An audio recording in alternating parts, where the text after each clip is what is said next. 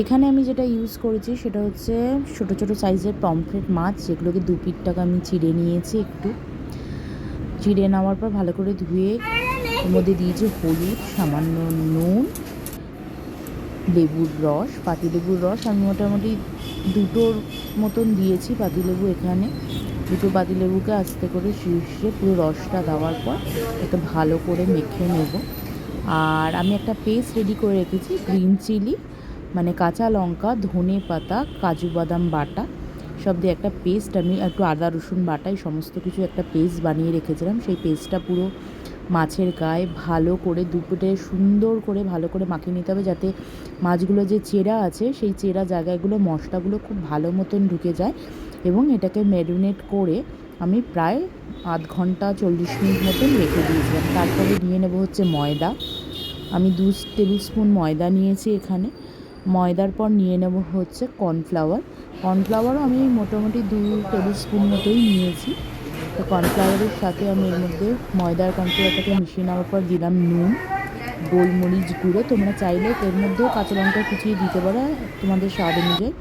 দিয়েছি সামান্য হলুদ গুঁড়ো, এটা ফর কালারের জন্যই আমি ইউজ করেছি। আর নিয়েছি হচ্ছে সোডা, ফিংলেস সোডা আমি ইউজ করি, আমার এটা বেটার লাগে। একটু সোডা দিয়ে দিলাম এর মধ্যে, দিয়ে পেস্টটাকে ঠিক মানে ভালো বেশ ঘন মতন করে মিক্সড করে নিতে হবে।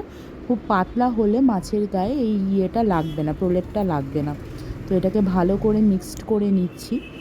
নিয়ে আমি এটা একটা পাশে রেখে দেবো। আর মাছগুলো তো আমি আগেই ম্যারিনেট করে নিচ্ছি। তারপর একটা ফ্রাই প্যানে আমি কিছুটা সাদা তেল ইউজ করেছি, তোমরা চাইলে সর্ষের তেলও ইউজ করতে পারো। তেলটা যখন দেখবো খুব ভালো মতন গরম হয়ে গেছে, গ্যাসটা আমি কমিয়ে নিয়ে এবার এই মিক্সচারটাকে আরেকবার একটু নেড়ে তার মধ্যে একটা একটা করে মাছ সুন্দর করে মশলাগুলো আরও একবার ভালো করে গায়ে মাখিয়ে তারপর হালকা করে এই প্রলেপটা লাগিয়ে নেব মাছের গায়ে, 2 পিঠেই যাতে সুন্দরভাবে প্রলেপটা লাগে।